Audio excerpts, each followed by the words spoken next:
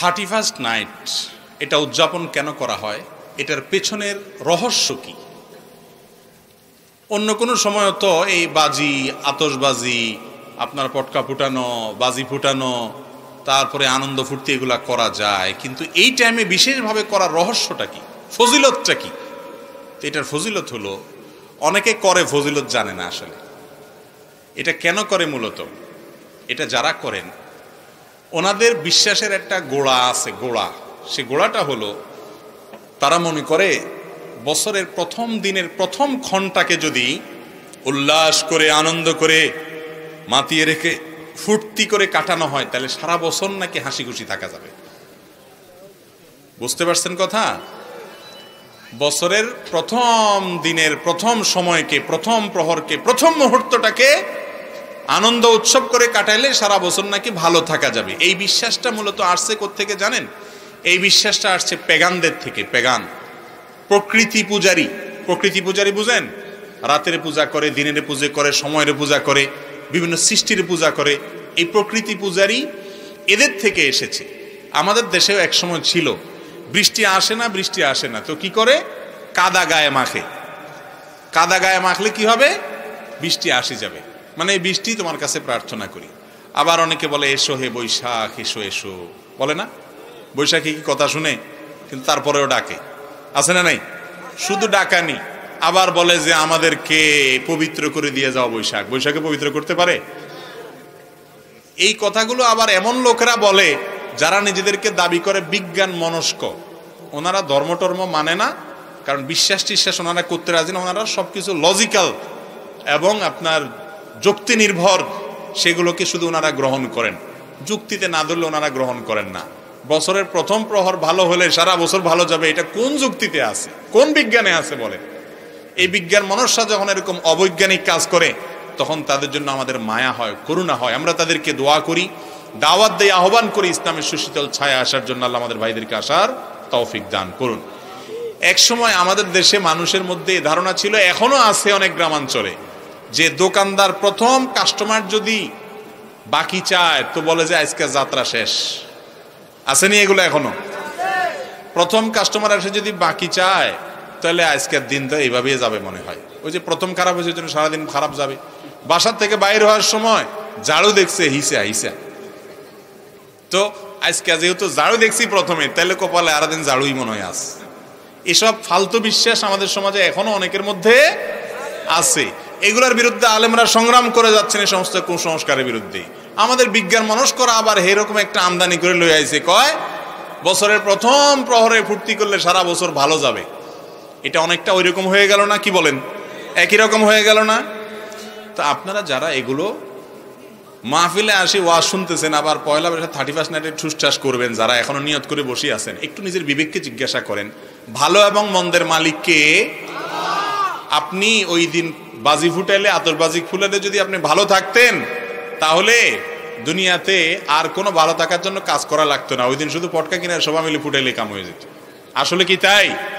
এগুলা যারা করে এদের বেশিরভাগই দেখেন আরো বেশি অশান্তিতে থাকে, মানসিক যন্ত্রণা, কষ্টে থাকে। ঠিক না বেটি? শান্তি দেওয়ার মালিক কে? আল্লাহ রাব্বুল আলামিন।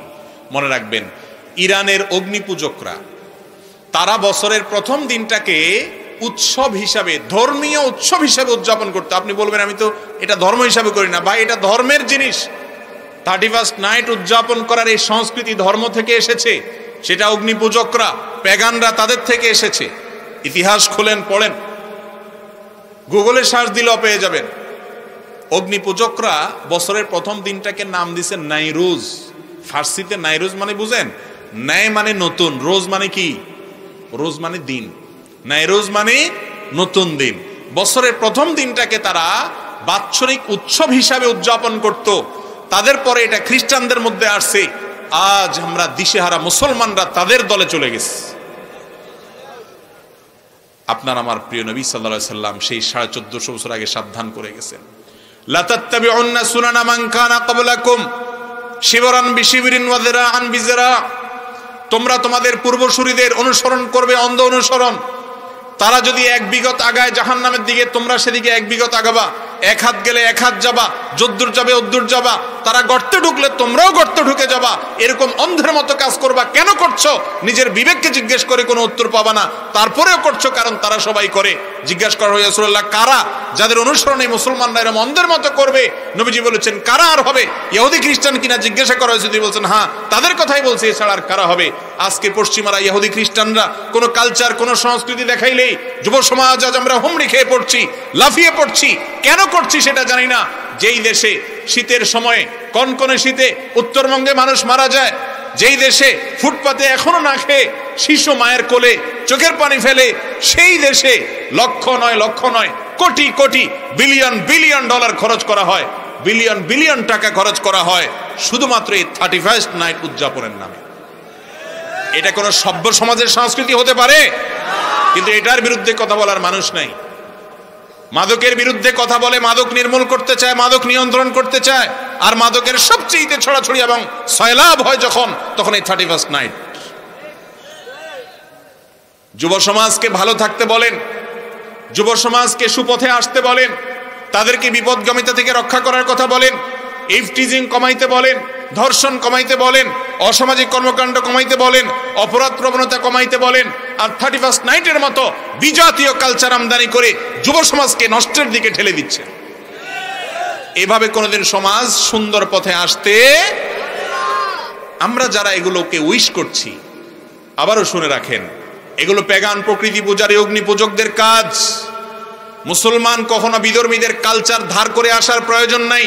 আপনি মিসকিন নন, আপনি সমৃদ্ধ, আপনি সচ্ছল। যে কালচার আপনাকে মুহাম্মদুর রাসূলুল্লাহ দিয়ে গেছেন, বছরে 2টা উৎসব দিয়ে গেছেন, সেই উৎসবের শিক্ষাটা একটু দেখেন। ঈদুল ফিতরে আপনি আগে গরিবের ঘরে সাদকাতুল ফিতর পৌঁছান, তারপরে ঈদের ঈদগাহে গিয়ে আনন্দ করেন। আমার রাসূল সাল্লাল্লাহু আলাইহি সাল্লাম শিক্ষা দিয়েছেন, আগে ত্যাগ করেন তারপরে ভোগ করেন। কোরবানির পশু জবে করেছেন, আরেকটা ঈদ ঈদুল আজহা, সেখানে কোরবানির পশু গোশত গরিবের বাসায় পৌঁছান, আপনিও খান, ত্যাগ করেন তারপরে ভোগ করেন। এ হলো ইসলামের শিক্ষা। আর এই সমস্ত 31st নাইটের কালচারের শিক্ষা হলো ভোগ করো, ভোগ, আতশবাজি করো, ফুর্তি করো, বদমাইশি করো, হারামের ভিতরে হাবুডুবু খাও, নেশায় বুধ হয়ে যাও, হোটেলের বিভিন্ন প্যাকেজ আছে সেগুলো বুকিং দাও, পাগল এবং উম্মাদের মতো ভোগ করতে থাকো। ত্যাগের কোনো শিক্ষা 31st নাইটে আছে? এই সমস্ত উৎসবে আছে? এমনিতেই যুব সমাজ আজ বিভ্রান্ত, এমনিতেই মোরালিটি নাই, এমনিতেই নীতিনৈতিকতা নাই, এমনি দিশেহারা, অস্থির, তারা কোনো পথ নির্দেশ পাচ্ছে না।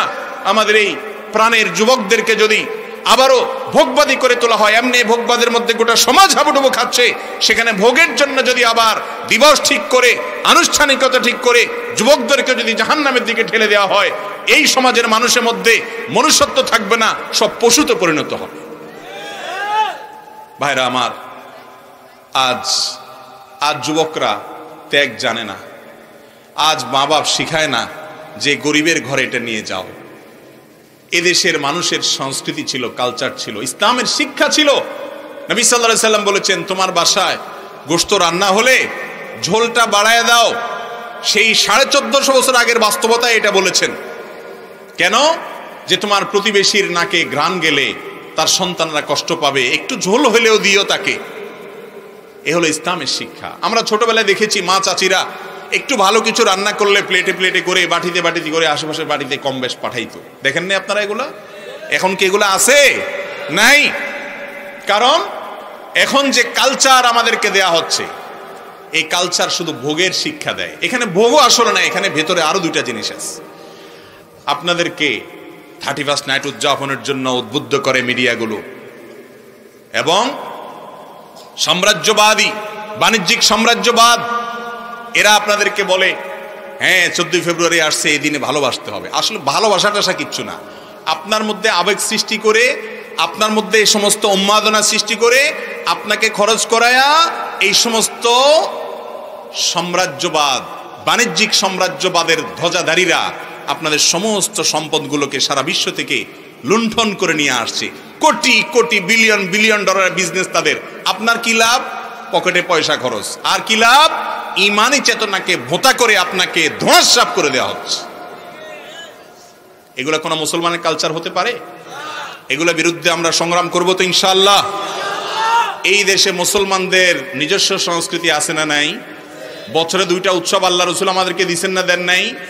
আরেকটা আবার ওই পশ্চিমাদের থেকে আনার দরকার আছে, যাদের জীবন শেষ, যাদের শান্তি শেষ, যাদের পরিবার ব্যবস্থাপনা ভেঙে পড়েছে, যারা অশান্তির দাবানলে পড়ে ছাই হচ্ছে, যারা আত্মহত্যার একের পর এক মেশিন আবিষ্কার করে চলেছে, যারা আত্মাহুতি দেওয়ার জন্য প্রতিযোগিতায় লিপ্ত হচ্ছে, প্রতি বছর আত্মহত্যার সংখ্যা বেড়ে চলেছে, মানসিক অশান্তির জোয়ারে হাবুডুবু খাচ্ছে, মুসলমানরা তাদের কাছ থেকে কালচার ধার করে আনার কোনো প্রয়োজন। যারা এদেশে সেগুলোকে নিয়ে আসে তারা এদেশের বন্ধু নয়, তারা এদেশের শত্রু, তারা যুব সমাজের শত্রু, তারা এদেশের কৃষ্টি কালচারের শত্রু, তারা এদেশকে ধ্বংস করতে চায়। এই 31 নাইট উপলক্ষে শত শত হাজার হাজার নর্তকী বিদেশ থেকে আমদানি করে লক্ষ টাকার টিকিট বিক্রি হয় 5 স্টার হোটেলগুলোতে, বুকিং হয়ে যায় অনেক আগে থেকে। এই দেশে এরকম বেলেল্লাপনা, এরকম অশ্লীলতা ছড়িয়ে পড়তে পারে না। নতুন বছর এসেছে, একটা বছর চলে গেছে, জীবন থেকে একটা বছর খসে পড়ে গেছে, কবরের দিকে আমি এক কদম আগায় চলে গেছি। আমি হিসাব মিলাবো যে আমি কি করেছি আর কি করি নাই, ভুল হয়েছে গত বছরে কি কি, সেগুলোর জন্য ইস্তেগফার করে নতুন করে সংকল্প করবো, আল্লাহর কাছে মাপ চাইবো। এটা হলো ইমানের শিক্ষা, ঠিক না ঠিক? আরে সব নতুনে খুশি হওয়া এটা পাগলের কাজ হতে পারে, কোনো সুস্থ মস্তিষ্কের মানুষের কাজ হতে। একজন মানুষের ফাঁসির কাষ্টের ঝুলার জন্য ঘোষণা হয়ে গেছে, মৃত্যুদণ্ড ঘোষণা হয়ে গেছে, প্রতিদিন নতুন প্রভাত আসলে, আর 3 দিন, আর 10 দিন বাকি আছে, আর 9 দিন বাকি আছে, প্রতিদিন নতুন সকাল আসলে সে খুশিতে উদ্বেলিত হয়ে যায়, তাই না? আরে ভাই, এক এক দিন নতুন সকালে আসা মানে হলো তার আতঙ্ক বাড়া, কারণ তার মৃত্যুর দিকে, তার ফাঁসির কাষ্ঠের দিকে সে এগিয়ে যাচ্ছে। নতুন, সব নতুনকে এনজয় করতে হয় না, কিছু নতুন আছে ভয়ঙ্কর, কিছু নতুন আসে যেই নতুন দেখে নিজের চেতনাকে শানিত করতে হয়, নিজের চেতনাকে জাগ্রত করতে হয়, নতুন করে ভাবতে শিখতে হয়। মুসলমানের সন্তান, আপনি এত অবিবেচক হতে পারেন না, এত উন্মাদ হতে পারেন না, এত মাতালের মতো যা পাবেন তা নিয়ে লাফাতে পারেন না। কি করছেন একবার নিজের বিবেককে জিজ্ঞাসা করুন। ভাইরা আমার, আমরা সবাই মৃত্যুর পরোয়ানা প্রাপ্ত, মানে মৃত্যু হবে ঘোষণা দেওয়া হয়ে গেছে, কুল্লু নাফসিন যায়কাতুল মউত। অতএব আমাদের এক একটা বছর যাচ্ছে মানে কবরের দিকে এক একটা কদম আগায় যাচ্ছে, এক একটা কদম আগায় যাচ্ছে। একটা বছর চলে যাচ্ছে মানে হলো আমার জীবন থেকে একটা বছর খসে পড়ে গেল, একটা সময় চলে গেল, একটা সুযোগ হাতছাড়া হয়ে গেল। নড়ে চড়ে বসার কথা আমলের জন্য। আল্লাহ তাআলা আমাদেরকে সেরকম বিবেচনা বোধ সম্পন্ন মুসলমান হওয়ার তৌফিক দান করুন।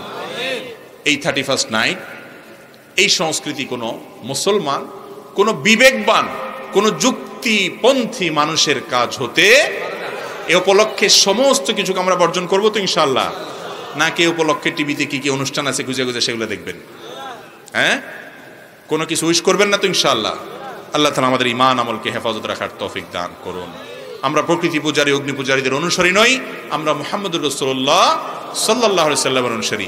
বাঙালি হিসাবে আমাদের নিজস্ব সংস্কৃতি আছে, যথেষ্ট। কিসের 31 নাইট আবার ইংরেজি এটাকে উদযাপন করতে হবে, আনতে হবে? মুসলমানদের মধ্যে আজ এটা মহামারীর মতো ছড়িয়ে পড়েছে। আমরা এগুলোকে এখন আর পাপ মনে করি না, এগুলো অপরাধ। মান তাশাব্বাহা বিকওমিন ফাহুয়া মিনহুম, আবু দাউদের হাদিস। নবী সাল্লাল্লাহু আলাইহি সাল্লাম বলেছেন, কোন বিজাতির সাদৃশ্য গ্রহণ করলে, তাদের কালচারের অনুকরণ করলে আপনি তাদের দলে চলে যান। অতএব বেঁচে থাকবো তো ইনশাআল্লাহ। আল্লাহ আমাদের সবাইকে বুঝা এবং বেঁচে থাকার তৌফিক দান করুন।